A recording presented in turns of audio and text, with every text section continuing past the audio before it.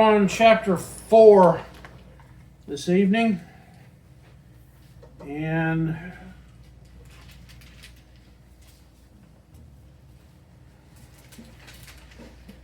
it's a fairly lengthy chapter.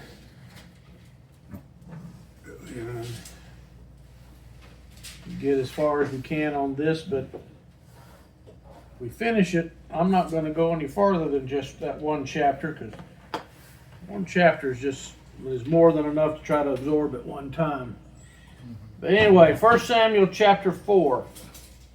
Now the first part of verse 1, and don't ask me why they divided the chapters up like this, kind of tells you that sometimes they don't use any common sense. Yeah, but that first sentence looks like it belongs in chapter 3. It does. In chapter 3, verse 21 says, "And the Lord appeared again at Shiloh, because the Lord revealed himself to Samuel at Shiloh by the word of the Lord. Thus the word of Samuel came to all Israel." That's kind of the end of the thought. That sentence belongs, or should have gone, with chapter 3. And all that does is confirm for us that by this point, however old Samuel was, that the whole nation by this point knew that God had called him as the next prophet. And when it says, now Israel, really begins the next thought. What should have begun, or should have been the beginning of chapter 4 there. So it says, now Israel went out to meet the Philistines in battle and camped beside Ebenezer, while the Philistines camped in Aphek. Now, I didn't get the map out. Maybe I should have, but I didn't think anybody really was that concerned about where all of these towns were. But Ebenezer, and by the way, you asked me, Merrill, here a while back, what the point of that particular name was. We're going to actually cover that in this chapter. Ebenezer was a town in northwest Israel that was due east of the northern part of Philistia. So would it become part of Samaria later? Yeah. Okay. It would have been in Samaria later on, but at this point, of course, Samaria doesn't exist. Ebenezer would have been about northwest of Jerusalem, but what's important is Ebenezer was just across the border from where the Philistines were, and not too far away from this town of Aphek. Now, you'll notice, and at this point in understanding the impact of chapter 4, you're going to have to pay more attention to what is not said, or the absence of action, than we are what did happen. It says Israel went out to meet the Philistines in battle. And then verse 2 says the Philistines drew up in battle array to meet Israel. What in all of this do you not see? God. Yeah. Apparently, for whatever reason, the Israelites decided to go into battle against the Philistines, but there is no indication that there was any effort to seek out God's will as to whether or not they should do this. Now, yes, it is true that God had commanded them to run out all of the foreigners from Canaan. Now, from this perspective, Israel was on solid ground. They were going to war with one of the nations that needed to be expunged. But with each battle they went into, the Israelites were expected each time to go to God and ask God, what do you want us to do for this one? There is no indication here at all that they sought God's will in this in any way whatsoever. And we'll see as we continue on the result of that. It says, the Philistines drew up in battle array to meet Israel. When the battle spread, Israel was defeated before the Philistines, who killed about 4,000 men on the battlefield. Can you imagine the aftermath of some of these battles that were all fought with nothing more than swords and spears? And Pitchforks, some of them. you know, these battles back then, it was all hand-to-hand combat. It was brutal. I can't imagine 4,000 people in an army. Mm-hmm. Well, it gets worse as we continue. Yeah, a lot worse. A lot worse. Verse 3 says, when the people came into the camp, the elders of Israel said, why has the Lord defeated us today before the Philistines? Let us take to ourselves from Shiloh the ark of the covenant of the Lord, that it may come among us and deliver us from the power of our enemies. Now, again, no indication anywhere that anybody has gone to Samuel or any prophet that might have been present and asked God, what do you want us to do? Why did this happen? In fact, they blame God. They don't say the Philistines beat us, it was God did it. Well, from that perspective, They recognize that God did this to them. they recognize that this is a judgment of God, but there's no indication they did anything about it. In fact, what they do is, well, let's go over to Shiloh where the tabernacle is, and we'll swipe the ark from the tabernacle. Now, by the way, that in and of itself was not necessarily a bad thing. There are several times that God told them to take the ark out with them to go before them in battle. But the problem here is they just decided to do it on their own without any direction from God. And it also seems like they're treating the ark as if it's an idol. The ark has this power to do this for us. Exactly. They're not even thinking about, let's go consult God. None. And you're right, this is pure idolatry. The ark has become an idol to them at this point.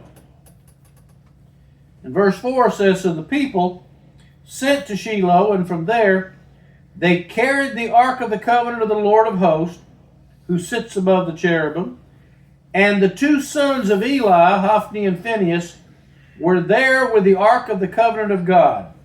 Now, here's the other problem. Hophni and Phinehas had already been condemned by God, and they're the ones accompanying the ark. That's probably not a good sign at all. Now, whether or not the Levites were carrying the ark, we have no way of knowing. It doesn't say. But they must have, otherwise God would have struck down anybody else, right? More than likely. But their biggest problem here, they go and get the ark without any direction from God. They're looking on the ark as an idol. And then 3, it's being accompanied by the 2 priests who've already been condemned for their disobedience. If anything, Hophni and Phinehas should have had nothing to do with this. Who's Eli in all this? I mean, obviously, I wonder if he's even involved with any of this.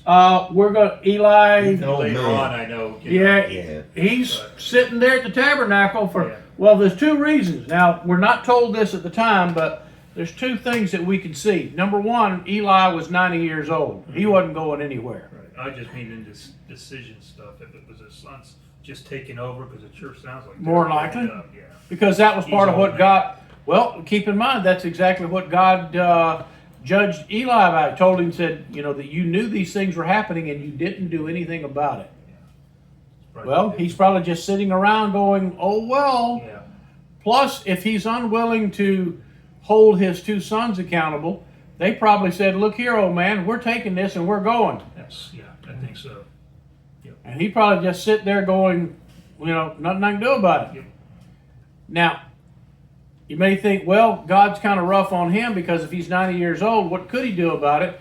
God got on to Eli because he didn't do anything about it back when he could have. Yeah, they're just running.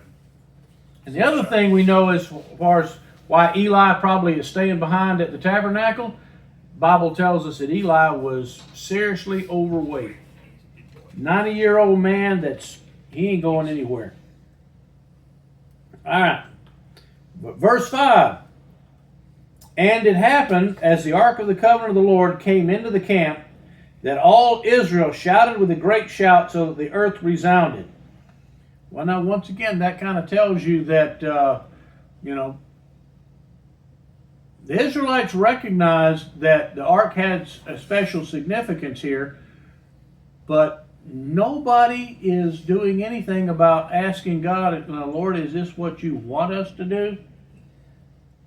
When the Philistines heard the noise of the shout, they said, what does the noise of this great shout in the camp of the Hebrews mean? Then they understood that the ark of the Lord had come into the camp. Got him. That's one gnat that won't bother anybody anymore. Glad you're fulfilled. Yeah, well, he was buzzing right in my face. There are consequences. And the Philistines were afraid, this is verse 7, for they said, God has come into the camp.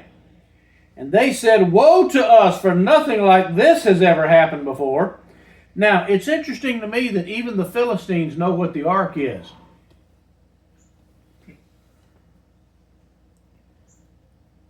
They didn't have a full understanding of Israelite theology, but apparently word over the years had gotten out that even the Philistines knew what the significance of the ark was. They knew the power of the Hebrew God. Well, what's interesting to me was the Philistines, while they knew nothing about Hebrew theology, because we'll see that they think that the Philistines think that the Israelites are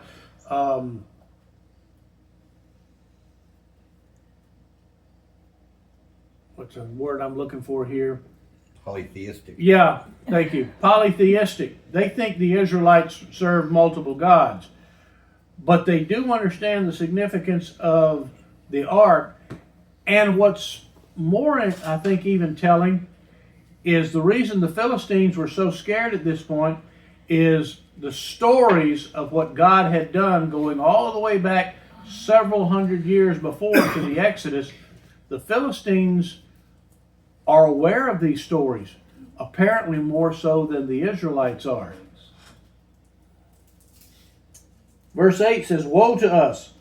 Who shall deliver us from the hand of, notice how it's, listen, these mighty gods, these are the gods, plural again, who smote the Egyptians with all kinds of plagues in the wilderness. The word of all of this still goes around. And the Philistines are aware of this. Take courage and be men, O Philistines, lest you become slaves to the Hebrews as they have been slaves to you. Therefore be men and fight. Now, notice what this says here, that apparently over the years, the Philistines had enslaved Israelites as they were able to. And here they're worried that this is fixing to get reversed and we're going to be their slaves. As far as the reputation of the Hebrew God, the conquest of Canaan and Jericho would have been even more recent in their minds than even the tales of the Exodus. Yep. But the fact that they specifically mention all these plagues that happened to the Egyptians tells you that word of all this isn't just with the Israelites. Apparently the whole area around there knew about these things. But they don't get Israelite monotheism. Now part of that may be due to the Hebrew language itself, because of the fact that in Hebrew they consistently referred to God in the plural. They called God Elohim, which literally means gods. It is a plural word, even though it refers to a singular God. So it could be their lack of understanding of Hebrew that they thought that because the Jews referred to their God as our gods, that they worship multiple gods. Anyway, verse 10 So the Philistines fought, and Israel was defeated, and every man fled to his tent, and the slaughter was very great. Now here you go, Sherry. Says, for there fell of Israel 30,000 foot soldiers. And what did they do with all those bodies? Bury the ones they could. I'm sure the Philistines stripped them of whatever valuables they could get out of them, and a lot of the rest of them probably laid there in the ground and rotted. Yay. Yeah, battlefields were nasty places for a long time. Mm-hmm. No doubt. But now,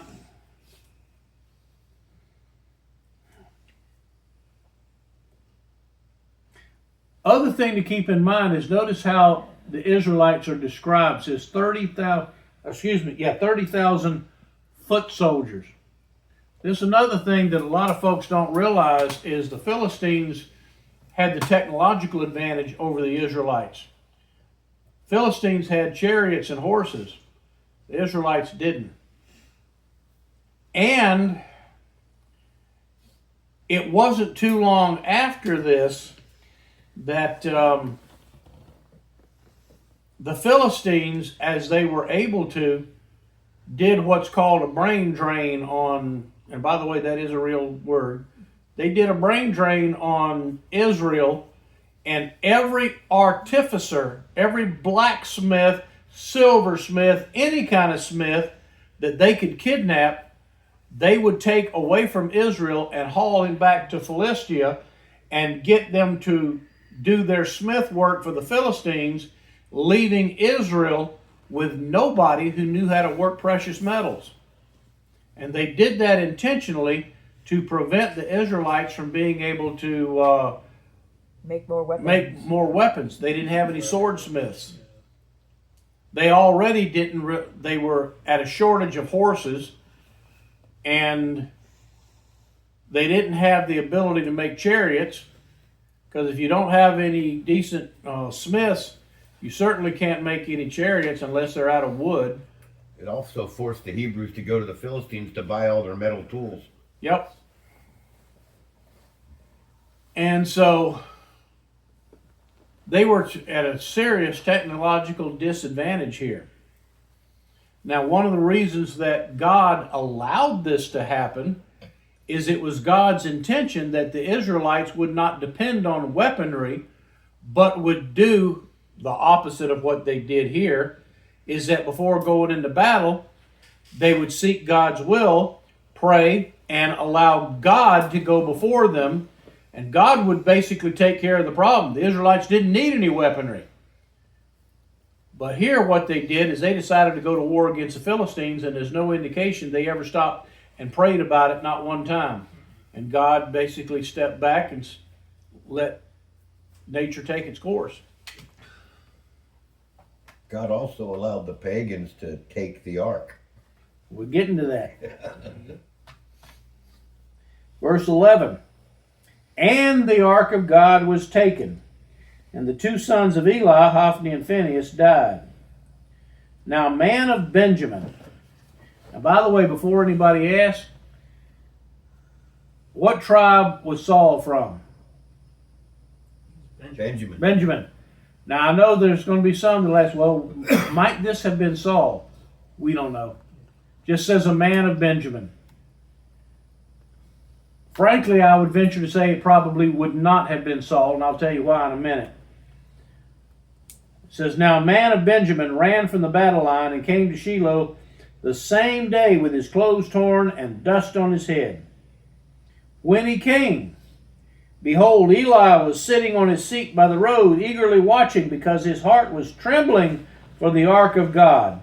So the man came to tell it in the city, and all the city cried out. Now, this will answer your question, is what was Eli up to? Who was responsible for keeping the ark safe? Eli. Eli. And Eli let his two boys walk off with it, along, with it probably carried out by a bunch of Levites. And Eli's just left there wondering what's going to happen to me now. Because now here I am, the high priest in the tabernacle with no ark. So he's probably scared to death because he figures, well, especially once he heard word that his two sons had died, that was exactly what God told him was going to happen. So he knew that was a fulfilled prophecy. But now back to the issue of the Benjamite. I'll give you two reasons why I think it's unlikely that this would have been Saul. Number one, the most obvious reason, because Saul was the future king, and as Samuel wrote this, had this been Saul, I think probably in all probability Samuel would have said that this was a Benjamite named Saul, but he doesn't, just says some Benjamite. A second, more practical reason why I don't think this could have been Saul. What do we know of Saul from his physical description in the Bible? He was tall and imposing. Good-looking. Yeah, big man. Notice that this guy apparently, he was a runner. The likelihood that a man the size of Saul, and Saul wasn't just tall, Saul was big. And how do we know Saul was big? I know they mentioned it. Remember the size of his armor that he tried to get David to wear later? His armor was heavy, which tells us Saul wasn't a tall, lanky guy. He was tall, but he was tall and big. You really think a guy that probably would be that big would have been a sprinter that could have taken off from the battlefield and sprinted back several miles? The lanky guys were the couriers. Lanky guys are tall and lanky, yes, but not tall and big like Saul. So, again, the likelihood that this is Saul, very little. This would have been some tall, lanky guy that would have just been, as Merrill mentioned, probably a courier, a runner. Verse 14, when Eli heard the noise of the outcry, he said, "What does the noise of this commotion mean?" Then the man came hurriedly and told Eli. Now you would have thought the temple would have been the first place he'd have gone to. He didn't. He went to the center of town to tell everybody else, and then thought, "Oh, I better go tell, the priest over there at the tabernacle." Tells you what they thought of Eli. Yeah. Now Eli was 98 years old, and his eyes were set so that he could not see. There's another reason Eli didn't go anywhere. He's blind. The man said to Eli, "I am the one who came from the battle line. Indeed, I escaped from the battle line today." And he said, "How did things go, my son?" Then the one who brought the news answered and said, "Israel has fled before the Philistines, and there has also been a great slaughter among the people, and your two sons also, Hophni and Phinehas, are dead, and the ark of God has been taken." And it came about when he mentioned the ark of God that Eli fell off the seat backwards beside the gate, and his neck was broken, and he died, for he was old and heavy. Thus he judged Israel 40 years. Now, what else does this tell you about Eli that really has not been stated up until this point? He was a judge. He was one of the judges. He was a judge before Samuel. And now that he's gone, this clears the way for Samuel's full ministry to come forth, that Samuel now at this point takes over as the new judge of Israel. Samuel's already a prophet. He's already serving as a priest. But there's no indication of Samuel judging Israel until after this. Eli was the judge, and Eli wasn't doing his job. That would have been another reason why God would have judged him. Because if Eli was the judge and he let his two sons get away with all this stuff, then basically that's the man who's supposed to be confronting these issues is turned a blind eye to it, literally. He ain't judging. He ain't doing his job.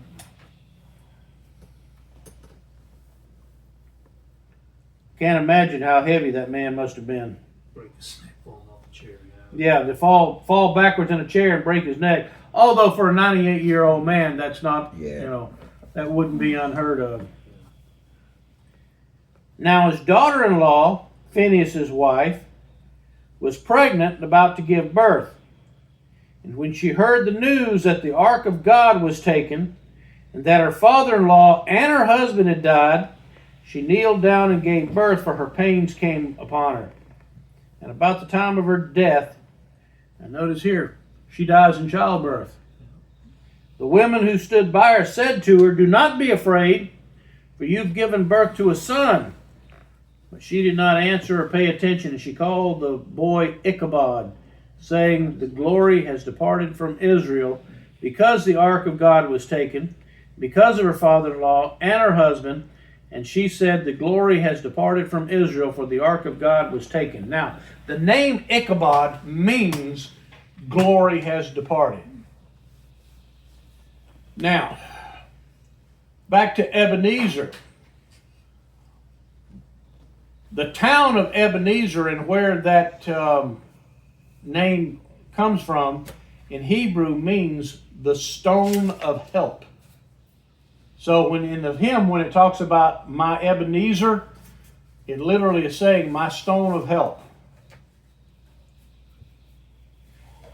And after this, we'll see on Sunday in the next chapter that Ebenezer, the town, plays a strong part in recovering the ark. But at this point, why Ebenezer is an important town at this point, you'll recall all the way back in the Law of Moses, there was one tribe that was not given an inheritance. Anybody remember which one that was? 2 kids. What's that? The 2 kids, I can't. Nope. The Levites. The Levites. You're thinking The Levites, Ephraim and they got Manasseh. double. yeah, the Levites were not given an inheritance of land. God said, "I'm your inheritance," but God allowed them within all of the other, 11 tribes, rather than having an entire area, they were given select cities within the other tribes that would be Levite tribes. Ebenezer was one of those.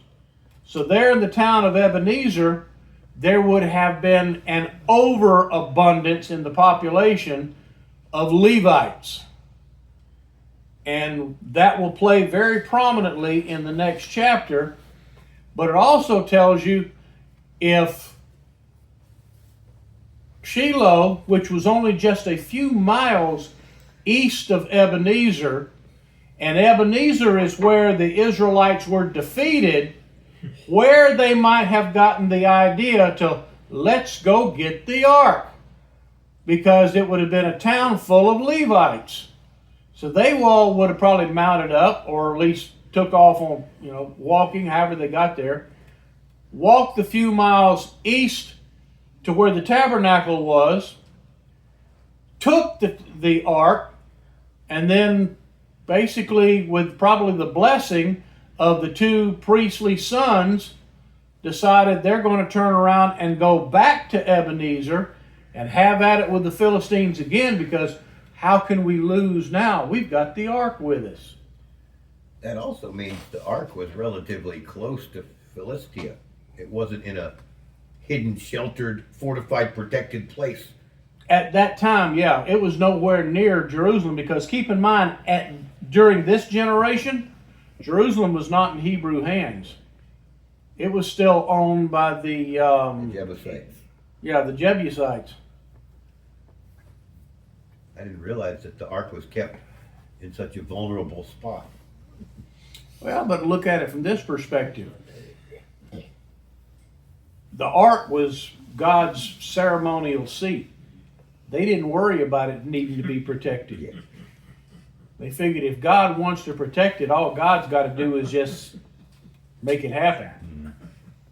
And to their credit, that's true. It's not like God needs us to protect him. And the fact that the Philistines were able to come and take it away meant that that's something that God's allowing to happen. God allowed it to happen because, and the whole thing, and the fact that that did happen, the whole thing was not God's will. God allowed it to happen to punish the Israelites for taking matters into their own hands instead of going before him to the tabernacle, and saying, Lord, what do you want us to do? Which should have been And Eli's possibly job. for the culmination of all of Eli's failures as a judge. Or Eli should have been the one doing it. Or Samuel. Yeah, Samuel was the prophet. yeah. Eli was the father still though. All right, questions this evening? I think those were already got them. Okay.